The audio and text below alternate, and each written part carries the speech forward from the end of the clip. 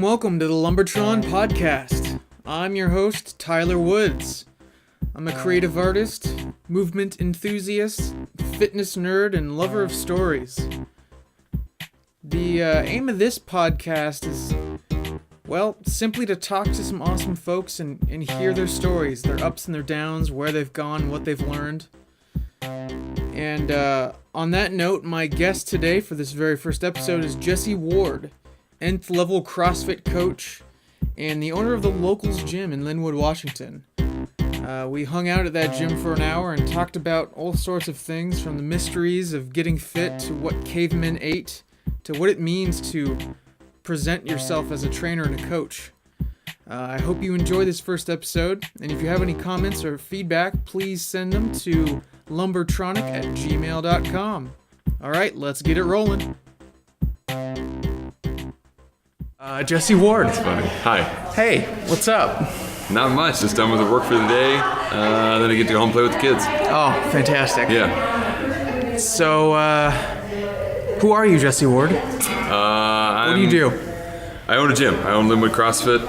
It's kind of the primary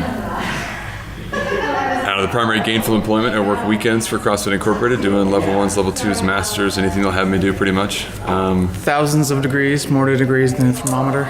Yes. No, Certifications and lots of those. Wizardry. Plenty of those, and a bachelor's of exercise science, and I'm writing a barbell course for them online, and all that kind of stuff. That's the a lot of things side. invested into this. So, yeah. How'd you get this whole start with fitness, CrossFit?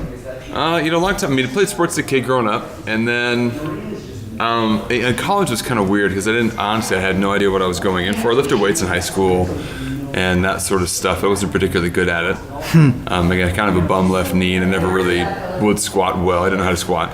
So I got into college, and it was a liberal arts college, so I decided to take classes that seemed interesting, regardless of what they were, because I had no idea what I wanted to do. And it wasn't actually until sophomore year that I found a cool class, and it was anatomy. And it was like super awesome. Yeah. We dissected people, and we learned all this stuff, and we passed all their tests, and we did all that. And then it just kind of, I stuck with that same, mode of like, this is interesting, I will take that. And it ended up that I only needed like a couple of courses left to finish the degree. So I did those and did a thesis, and that's what I had. So what did you do your thesis on? It was, what was it? I can't remember the title for the life of me. It was on general motor programs, and the program that's basically like nerd for coordination. Yeah, movement. Right. Yeah. And the program we studied was shooting a free throw in basketball.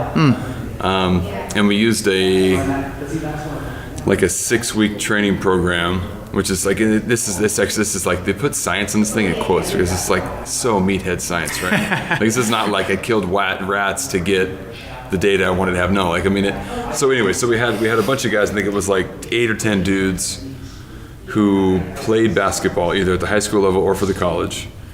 And they either lifted weights before they went and shot a bunch of free throws, or they lifted weights after they shot a bunch of free throws.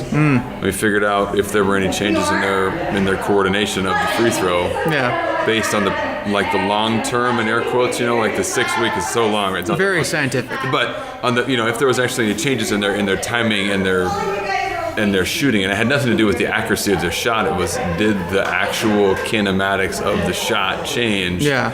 From shooting when you were tired versus shooting when you were fresh. So, I don't know, that's a thesis. Right? That's cool. Yeah. Yay. You did a thing. Things happened. All was good, I can't even remember which one. I think the statistics were insignificant. I think is what it boiled down to, is it didn't actually matter. It might feel different, but it didn't change your coordination, so whatever. Yeah. Science can be like that. Right. It totally can, Yeah. So where did you go from there? You came out of that with anatomy is awesome. Yeah. Movement is awesome. Yeah, no, I came out of that. Anatomy is awesome, movement is awesome, but also plenty of clinical stuff. We did, pretty heavy physiology courses and biomechanics courses and that kind of stuff. And So like the science behind the movement is there, and a lot of the not a good way to put it, but like health metric science. Like you do a Wingate cycle test and you determine somebody's anaerobic training threshold, and so a lot of people went on to do master's program stuff. A lot of people went on to do cardiovascular rehab stuff, right? Yeah. And that's major boring stuff. And that's just major, like, cool, I'm in the hospital running people on a treadmill all day. Like, it sounds awful. Okay. So I interned for 24 hours while I was still at college, which is hilarious. Because there's not an internship. Mm-hmm. Like, it's not. It's like, well, okay. Like, the GM, I was new. I was like, I was 22, right? Didn't know nothing. So I figured there was some kind of like actual profession, right? Like this is a trainer and you're like a cool guy, and then you're gonna know stuff and you're gonna help the people and they're gonna pay you money and it's gonna be rad and like, okay, cool, right? Or that maybe they had clients waiting and you needed to be a good trainer to train these clients because they needed to get good fitness or whatever they wanted. Like I said, totally naive, right? So I rolled up and the guys were like, yeah, okay, yeah, intern, yeah, sounds cool. All right, so we'll set you up with a card, and then we'll show you how to use the system so you can sell the stuff, and then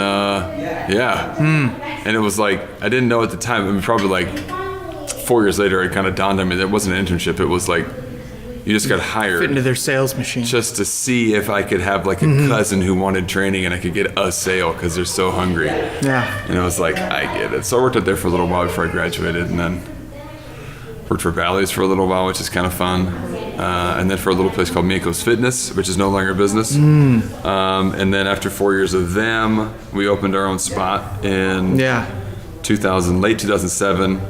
And then we became a CrossFit technically late 2007 we became a CrossFit as well. I don't know what the timing actually is, I don't care. But we got a level 1s in 2008 and everything else has been different since then. I just changed from there. Yeah, big time. That's fantastic. Yeah, pretty cool. So what exactly is CrossFit anyway? The lecture notes say that CrossFit is constantly varied functional movement executed at high intensity. Okay. Like that is the definition of CrossFit. Does that definition speak directly to what you feel CrossFit is? Yeah. I mean, like as far as the workout goes, if you're thinking CrossFit, you're thinking exercise program, that is exactly what it is. We change the workout every day. The movements are the movements of life, and it's super hard. The movements of life. Yeah. Is that where we get this weird term, functional fitness? Yeah. Kind of. Functional. That's a functional fitness. Functional fitness. It's any buzzword, right? Like natural, right? Like granola bars and bears are also what is natural. Healthy anyway? Right. So. So functional. I mean, because the Avalanche 2000 is functional, right? Because I don't know why. So is a shake weight, but insert laugh track, right? But the thing about the functional movements as we see them is they can move heavy weights fast. Mm-hmm. Yeah. And if you can do that stuff, you're gonna get really tired from it, and you're gonna get really fit from it.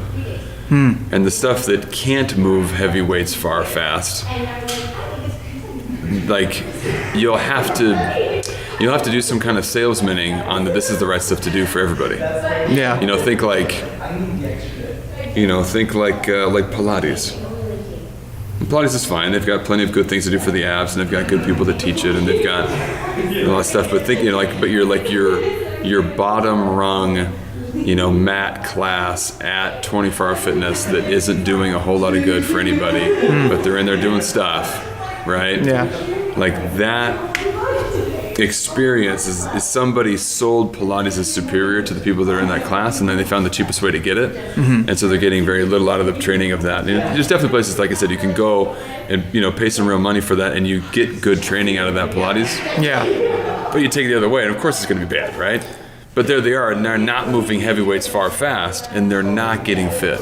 Yeah. Whereas even if you were not doing it well, but you were doing something that was heavy, far, and fast, you would still be useful in real life. Mm-hmm. Like, I mean, it seems like lumberjacking. So would you say fit means to be useful? Yeah, how about that? For a long time. Mm-hmm. Not useful once. You know what I mean? Like, and not useful when you're in your 20s. I mean, useful until you die.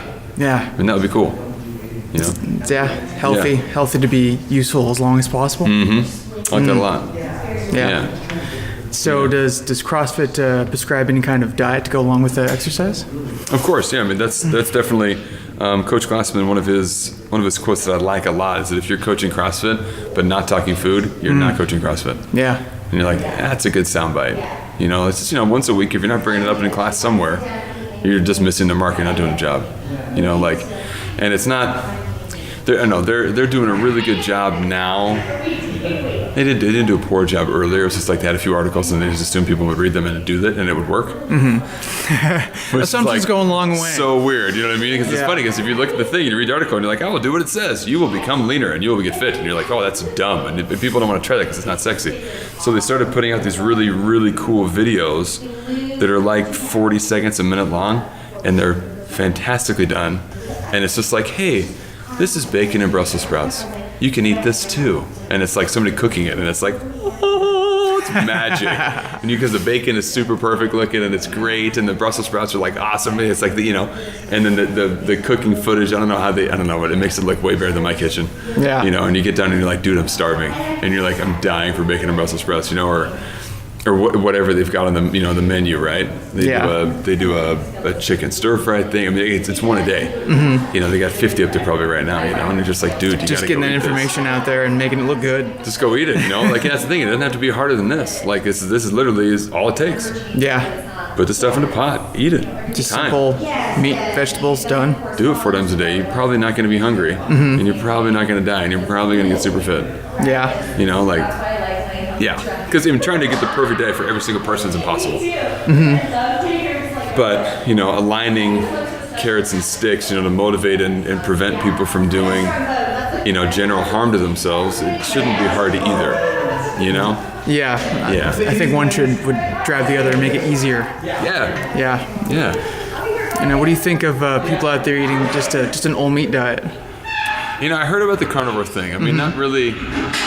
I don't know, man. I mean, I like meat as much as the next dude, but dang, you know what I mean? Yeah. Yeah. I mean, I don't know. It's just, I don't know. I think this is kind of fun. I mean, this maybe is a little bit deep, but the new research about fructose and blood pressure and activity levels and stuff like that. Mm-hmm. It's super cool from an epidemiological end, but not even that. It's like ancestral look at this thing. So here you are, it's 100,000 years ago, and your name is Thag, right? And Thag knows that winter's coming, and so Thag's got to get to work, and he's got to make his cave better, and he's got to try to store up whatever he can food-wise, and he's got to try to get his hunting grounds sorted out, and he's got to try to make whatever he can do to make it as best he can for the winter, right? Of course. So during the summertime, you get more light and you have longer days, right? So you have more time to do work because you didn't have a lantern or a headlamp or whatever, right? Couldn't carry our fire. So that's super handy, right? Yeah. So you're out there, you get more work done. Now, because you have more light, you're going to get more tired. So you need to have something that gives you more energy. And interestingly enough, you're going to be dehydrated because it's hot. So if you eat berries the whole day, you're doing your thing, and you get that dose of fructose, you are chemically engineered to be more active during that time, which helps you. Mm-hmm. You're going to gain fat, which helps you because winter's coming. Mm-hmm. You're going to have more energy to do what you got to do because you have the sugar to use it to make the thing work and go do. And your blood pressure goes up, so when you're dehydrated, you don't get weird. Oh shit! It's everything. It sounds like nature at work. Right. The problem is then suddenly comes November, and you're fucking on the carnivore diet until I don't know, March or April or something. You know what I mean? And then you're on the fasting diet because you're out of food and you can't chase a squirrel because he doesn't give a shit. Mm-hmm. And then suddenly you're kind of back, and now we're back to it. I think there's a period for all that stuff. I think the trick is I don't think it's smart to be on it forever. You know what I mean? So you see a light to seasonal eating essentially. Yeah. I think some of that makes a lot of sense. I don't think fructose has a point in the modern American or the modern human diet whatsoever. I mean, the zoo we live in does not need fructose for us, so we just don't have the activity level needed. I mean, maybe a few of us do, but you'd have to really be legitimately doing it, and I think it still has damage associated with it no matter what. Yeah. You use it up, you're still causing damage. Mm-hmm. So, I just But I think it's fun to look at it oh wow, that's really cool. That's where it may have fit into a human society that. You need to gain 15 pounds. Your body's actually going to use it as you move through your life without food or fuel. Totally, because you're gonna have fasting periods coming up, and you better have 80,000 calories stored, or you're gonna die. Yeah. That's what's up. And you're like, okay, pretty cool. Now we're inverting that, where we get fat all winter when we should be getting lean, and then we try our hardest to get skinny all summer, and it's stupid. It's backwards. You know? Yeah, there's a lot of natural balance thrown out with our society. I see. Yeah, for sure. For sure. That's crazy, man. Yeah, that's awesome. Yeah. Stupid fructose. So what does a day in the life of Jesse Ward look like? Running the gym and making the magic happen here. Yeah, they change a little bit each day for sure, because I do a combination of classes. Imagine it can't be completely routine. It can't be. Well, I mean, it is, but yeah. All right. So between classes of personal training, and then admin stuff, and then equipment fixing and all that kind of jazz, like Mondays I try to work the afternoon, so I've got some clients and I've got some classes, and then the morning I either fix up my website so that I like it for the next week, or do other admin stuff at home, because you gotta get your week set up. So that's Monday. Tuesday, typically work the morning but not the night, so that's a 5 a.m. get here and get after it until noonish, and then do a few errands around town that you need to, and then get home and do math with the kids at night and play video games and do whatever. Important. And then Wednesday is just all day. Wednesday is 5 a.m. all the way to 7:30 p.m. Do you like to bring food for yourself during the day? Do you have fridge that you store food? What kind of meals do you usually take? Right now we're doing a meat and vegetables challenge. Boom. So it's pretty straight up. I mean, it's super boring and it's super easy and it's fine. Nice. So it's simple. just that. Yeah, the only things I was lamenting with my wife about, really that sucks. I can't do that. Cheese doesn't bother me and it doesn't affect me guts wise, which is super rad. So you just feel the restriction. I like cheese and eggs, and you're like, that's nice. I like that. And then what was the other thing? Oh yeah, they got these almond flour crackers that I like, and those are tasty. They're not on the challenge. Those are tasty. I know, and it's just hold that out there. Crackers. And then the other thing is cured meats usually don't fit the bill because they have, the whole log will have 8 grams of sugar in it or whatever the hell, so you can't, I try to get beef jerky at Double D Meats, and they have them all stewed in brown sugar. Yeah. So it's like, all right. So you start off with those for the challenge too, but but I do like a cured meat plenty, so I eat a bit of that stuff normally. But that's what I do for the gym is to either take on the long days. On the Wednesdays I take 3 meals, and the normal days I take 1, and then eat again when I get home. It makes it easy. Yeah, simple. Yeah. That's super easy. It's just great. Yeah, and she does most of the cooking, which is I know I'm lucky that way. Praise. I'm super lucky. Yeah, no, it's my wife spoils me endlessly. So that's Wednesdays are a grind, and usually on Wednesday I do my equipment work in the middle of the day. We've got new ropes to hang, and we've got some other stuff to put up. That'll always happen midday, because I hate doing work when people are here in classes. It's just I don't know, it's too much heckling. They always mean well, oh wow, look at you on a ladder, ha ha. I have no patience for it. So I just do it when nobody's here, and it makes it much better. And then basically same thing, Thursday, Fridays are kind of morning days. Yeah. And I'm out, and the weekends I do a lot of work, traveling for CrossFit and doing that. So it's kind of 1 million hours a week, but it's fine. But it's fine. It's all easy. I mean, to me, it's easy stuff. I grew up landscaping, so yeah. You're not shoveling. You're standing around pointing and making people do work. It's pretty. Does it drive you when you wake up in the morning? Do you? What do you feel when you wake up in the morning? What do you It's so early. You gotta go. Yeah. It's so early. Do you have any feeling? It's so early. I mean, it's a 3:48 get up. And I snooze it once typically because it makes me happy. And then it definitely is. I mean, my feet suck. I got plantar fasciitis in my left foot pretty bad. So I get out of bed in a pain, and that sort of thing. And just kind of get to it and cook eggs, and then you're happy. I mean, it's it.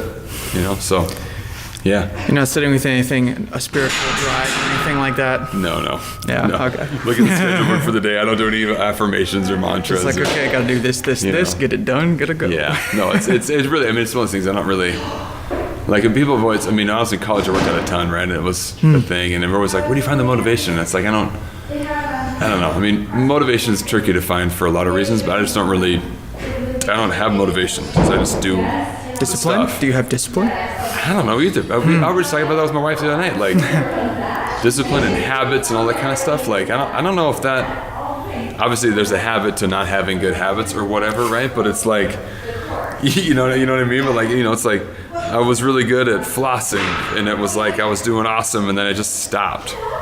And you're because I just didn't want to floss. and then I gotta get back to it. There's no like, is that discipline or is that habit or what is that? But it's like, I don't know what it is either. Is it a thing you gotta do? Then maybe you should do it. Or it's just like, it's like super weird, but it's like, it's neither of those things, because if it was habit, it would be the same for forever. And if it was discipline, then you'd have to maybe always fight it, because it can never be a habit. And I don't know. I just don't, it's like there's enough variability, I feel like, in what's happening, because the weekend work is never really the same. Yeah. And the day-to-day work, it is the same, but we do change it every time. Mm-hmm. So there's always, and I do a really good job for myself, because it helps my brain to like not script out the days, the sessions, you know what I mean? Like have you tried blocking out your days beforehand? No, my schedule is tight as far as the hours by hours, but like in the class setting, we do a lot of talk on like lesson planning stuff, and I think it's really important, Mm-hmm. Lana does plenty of that, and I think it really helps her. Mm-hmm. But I've taught like 20,000 classes, so I kind of got it. It sounds kind of like hoo-hoo, I'm the man, but it's like I've done plenty of them.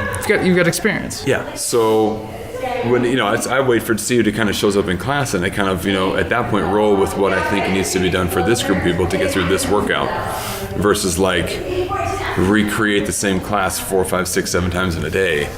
That'll kill me, you know what I mean? So I don't bother even doing it.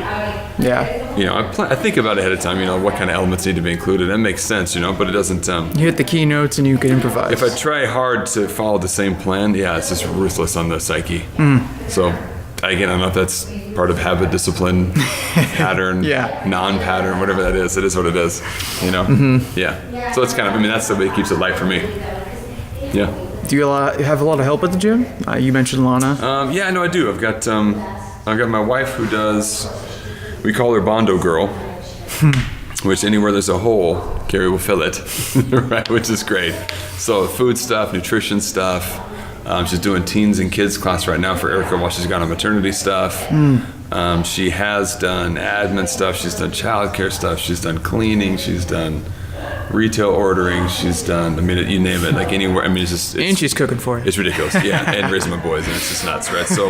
So she's the main source of all helps. And then my sister just started working for us probably, 2 years ago, or maybe a year and a half at least. I don't know, probably 2.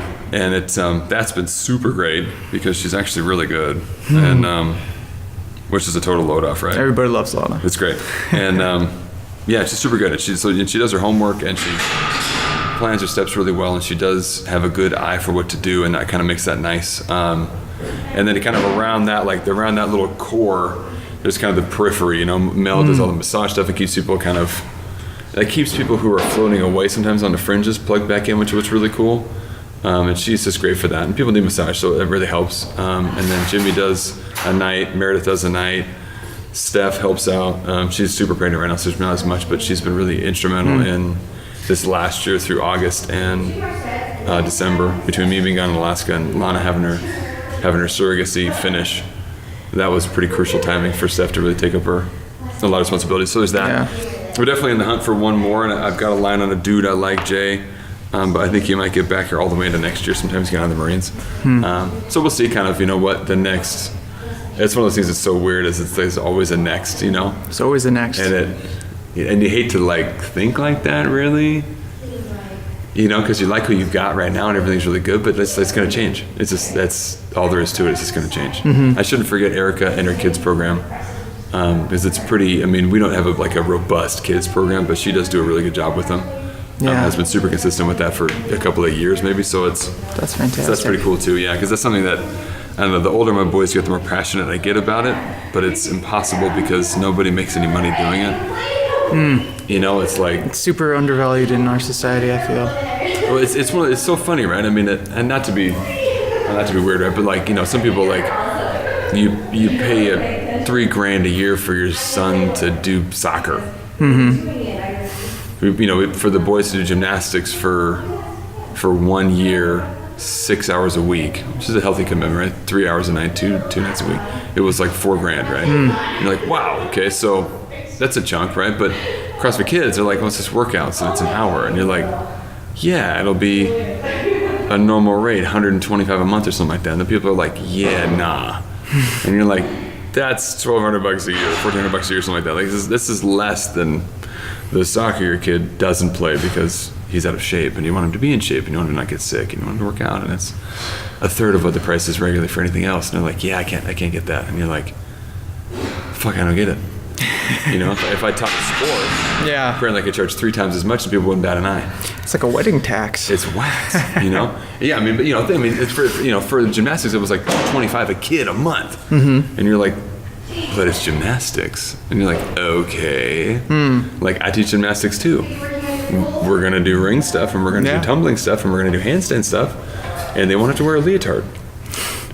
And they're gonna learn weights and cool stuff like kettlebells and dumbbells, and they're gonna not do that at gymnastics. And then, we're gonna come row and run and ski and climb rope and all this kind of, like, okay, you do all that stuff, which cross country is really cheap. So maybe that's a detractor. Anyway, because nobody pays for running. How weird is that, right?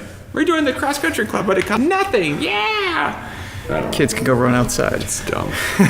Yeah, we should teach them how to sprint anyway, but they reverse that. That's a whole other podcast. Don't get me started. So so CrossFit, like I said, super, super needed, and there's only a few places in the world it's done well, and it's always on a nonprofit scenario, and it's just like, God, it'll come. Some schools are taking it up, which is pretty fun to watch, but not as fast. Nice. So so Jim's got a lot of help, and we've got a few, Dulcie and Kat, they help us out with childcare and cleaning and stuff, which is really great, and I'm practicing delegation by giving sister a few tasks like billing and retail stuff and ordering and that stuff, and that's that's trepidation for me for sure, but I'm sure it'll work out fine. She's grown up. Yeah, got support. What could happen? Learning from mistakes is the worst thing that can happen. That's totally it. Yeah, I've done it all, so it's fine. Yeah. So when did you first settle on the name Locals? It was probably like 2006. Yeah.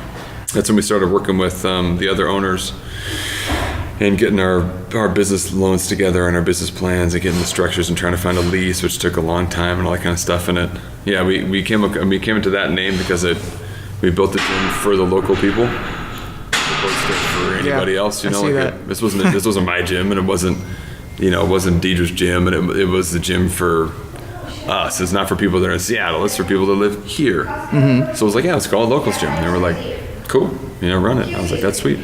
So off we went. Yeah. It's a pretty goofy name. It's really like the most impossible email to say. You're on the phone, Locals Gym, and they're like, is there a local gym? And you're like, put an S after the local. What?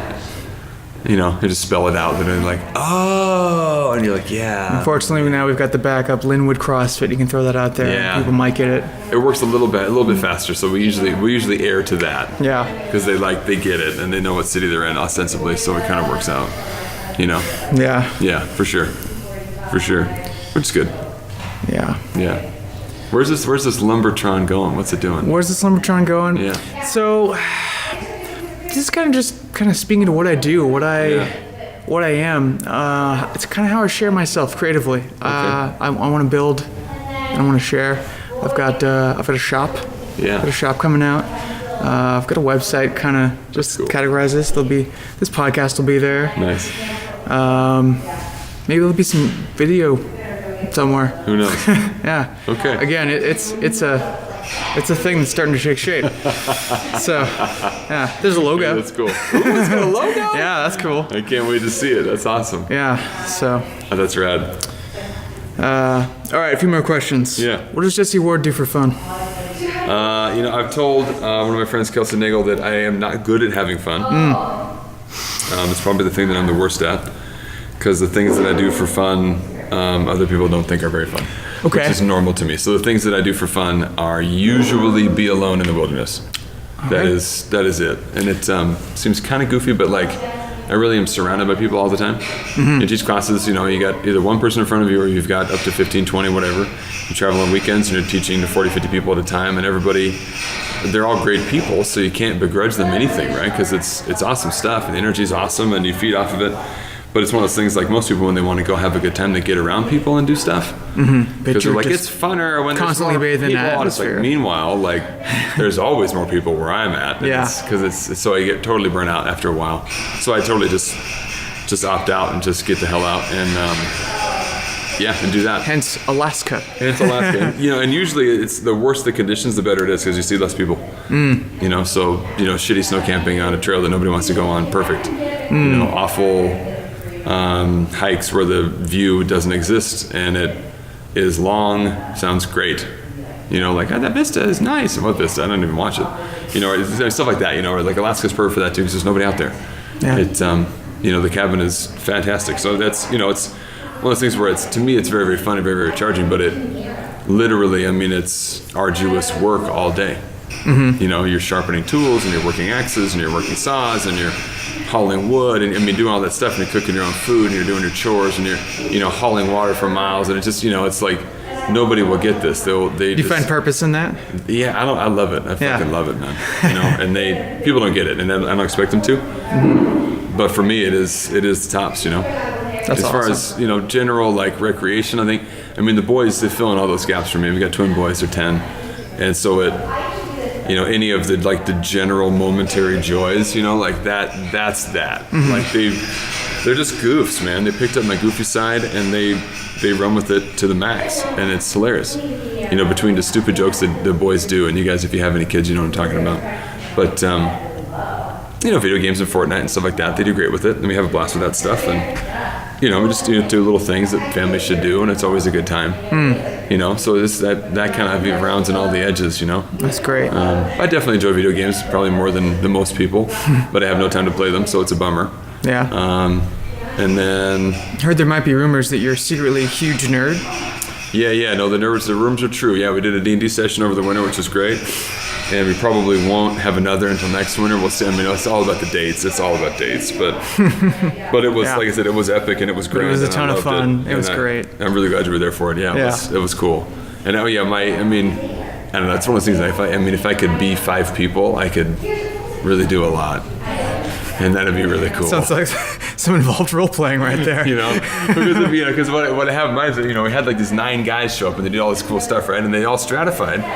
But each one of those groups that went off that's its own adventure troop. Those the 2 or 3, like the 2 whatever the 2 boys and Carrie and Mel, the centaur, those 3 or 4 of them have their own wing, vector of adventure, right? Awesome.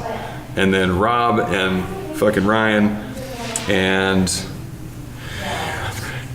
what's the other guy's NPC? It's Ken. Rob, Ryan, and Ken. Those 3 guys, they have their own adventure vector as well. Like it's a whole different, because they're way higher level and they got way more gear and they're way more savvy adventurers and they're gonna boom and they're gonna go do really cool stuff. And it's like, the dwarf thing between you and Caitlin, that whole vector, it's badass, right? Yeah, you picked up 3 different groups and you put them together in a world. So it's one of those things where it's like, you can play a game, for as long as your imagination wants to run with it. And I think mine runs well. And that's the double-edged sword of crap, is when you're just like, we'll never do any of it. It'll be awful, But when it happens, it's a golden experience. That's right. That's all you can do is just plan for it and run it as best you can and enjoy the hell while you're doing it, and that's that. Yeah. So I don't know. That's how I roll anyway. It just makes me happy. Natural 20s. Yeah. That's how I roll. Yeah, for sure. All right. Final question out of left field. What did your father teach you about being a man? That's a good question. Dad taught me a lot about being a man. If I had to boil it down to one thing, we worked a ton when we were kids. I would say a ton. I don't even know how much, because as a kid, you have no good reflection on what the hell you actually did. But we spent a lot of time working with Dad landscaping. And that's as a kid, like shoveling a trench is really a lot of work. And it was a double cool thing, because I shouldn't say was, he's very much alive, but he was really good at, I don't know if this is good or not, he would praise you publicly with his friends and tell stories about how cool stuff you did or whatever.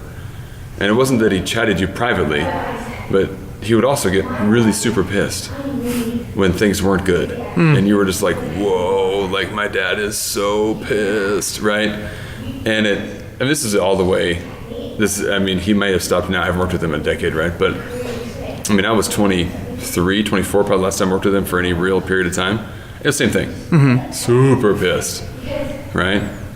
But at the same point in time, the stories where you did good things when you were a kid or when you were growing up or whatever, that those shared public stories of when you were awesome, they like inflated what I wanted to do, or the account that I had of myself that I was actually good enough or whatever. He gave you that self-worth. Yeah, and so I think there's something to that where those stories, and they were true stories. So I mean, he was always took on good stories about what happened. Yeah, so it was like, so I feel like that's the thing that I probably could take away from his training, is how to build people up by retelling stories of cool shit they've done, so that, you know what I mean, so that the person you're telling it about, because they're hearing it, makes them feel cool too. You know what I mean? It's something that's a weird deal. Speaking someone else's truth, if they can't, or using it to bolster them. Right. Yeah. It's like, what's wrong with having a herald? You know what I mean? Like, that would make me feel cool every time. So why not be that for somebody else too? You know what I mean? I think, my dad did that, and it always kind of stuck with me as far as what helped me feel cool too, because I always worked really hard when I worked with them, and that was one of the things. He's always like, my son's great. He taught me about work, and I was like, how did I teach you about work, Dad? And he was like, we were all shoveling, and then we wanted to talk for a minute, so we stopped shoveling, and you kept shoveling and kept talking. And I was like, I should just keep shoveling and keep talking, because my son who's 7 can do it, so fuck, I gotta do it too, or whatever, And you were like, that's pretty cool, Dad. So just kind of, that's one of the stories he likes to tell, and it's stuck. And it's something that I made up. It's just, that's kind of part of who I was at the time anyway. Yeah. So it's stuck more or less, I think. Sweet. Yeah. So that's probably that. And I'd say that built a pretty noble king. Well, thanks. I don't know about king, but servant king at best. I mean, that's the other thing I'm really super passionate about, is being a servant. And I think, I don't think people, I think it's obviously not a sexy thing, but I think it's something that's super vital, and it's super cool, and I don't see it as a negative thing. And I think that to be a good servant, you got to serve yourself, and because otherwise you can't, have the energy, willpower, anything like that to do it. So it's straight truth. But there's something to it, right? That's what I feel about that, because that's what I do. I mean, that's all I do all day is help people. Yeah. Literally all day, every day. You know what I mean? It's weird. So I don't really get anything out of it other than helping somebody else do better what they do. And that's either on weekends or with my wife or my kids or with y'all at the gym. I mean, that's really all it is. So as soon as you can find a way to feel good about that, because I control nothing. I mean, technically I control exactly how the experience here goes, but if it doesn't go the way you want it to, more or less, you just fire me.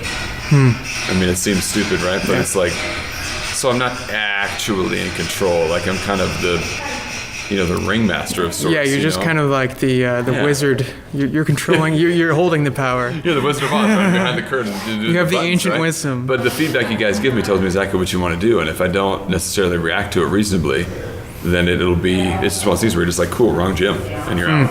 And I think people either they get that or they don't get that, or they don't want to get that, or whatever that is, and so that anyway. So I feel like passionate about that, because if you don't, as a trainer, if you can't get that, you're not in the right job. If you're thinking that your clients are here because you're awesome, it's like, dude, you missed it. Like it. Just another service, just another tool, resource. I mean, and you're valuable. I mean, you really are. And the frequency of client contact is really high, and so you have a super huge influence on people's lives. I mean, disproportionately huge influence. And you could leverage that if you want to be weird about it, or you could just enjoy it for what it is, or but like, if somebody thinks that the person who does their nails is a friend, then you see them once every month, every 3 weeks or whatever, maybe you get that done, and hey Tammy, what's up girl, and whatever, right? Like, you see me 6 days a week, like, whoa, like for an hour at a whack, not even a 27-minute fill, like there's a lot more, bumps in that thing, so it's a lot more opportunities for me to be useful to you in exercise ways or outside of that too. But there's also a lot of other ways that I can mess you up if I'm not paying attention to how I present myself or how I deal with you personally, or all that kind of stuff. The rapport is built. Yeah, I do this day by day too. I mean, if you come in, so it's one of those things. Like, again, that's another reason why I just got to get the hell out. You know what I mean? Like, because I feel that that if I don't do well, like I could mess you up and you won't be a fit person. You'll die soon. Like, oh, that's bad. Do you still have a little fear of fucking up? All the time. Yeah. Oh yeah, chronically. Yeah. So it's one of the things I just I take it really seriously as far as how I put myself out to the clientele. That just sounds kind of cold, but to people that come here, like that's. Well, how you present yourself, they are essentially clientele. They purchase if I'm carrying a bunch of negative baggage or anything like that, like it just rubs off on them, and it's not a fun place to be, and it's not okay. You know, and then it messes up the training session, and they're not here for that. Yeah. I'm not here for them to be here for that, no matter what's going on. You know what I mean? So it's not that like you're faking it all the time or something like that, but it's, you have to do enough of that to separate it out, so that what you're doing is a proper, you know, like Alfred. You know, like Alfred ain't got no bad days when it comes to freaking Batman. You know what I mean? Like he might be upset with him or whatever. He can sigh. That's as far as Alfred will go. Right. He's gonna do the thing because he's gonna do what's right because that's what Alfred does. You know what I mean? Like so that's the kind of thing. Like motivation doesn't really work because it's not about that. You know, I'm here to do the right thing. Does Alfred have discipline? Does Alfred have habits? I don't know, man. Who knows what Alfred does? As soon as you don't see Alfred with Batman, who knows what Alfred does? You mean Alfred could be wild, you know, but you don't know. Right? I mean, that's just, you know, so it's one of those, like, that's how I feel about it. Like, it's not any of that stuff. It's just doing the right thing for the right people for the right reasons, which is a CrossFit line, is kind of how it should be. You know, so we just, I don't know, do that. Shit, I don't know. Jesse Ward, the Alfred of fitness. The Alfred of fitness. Why do we fall down, Master Bruce? It's because of burpees. Stop it. Whew, all right. So that was my talk with CrossFit coach and the Alfred of fitness, Jesse Ward. God, such a badass. He officiated my wedding, by the way. Kind of a big deal. Anyway, I hope you enjoyed our talk, and I'm honored you took the time to listen to my podcast. And again, if you have any questions or comments, please send them over to lumbertronic@gmail.com. Talk to you next time.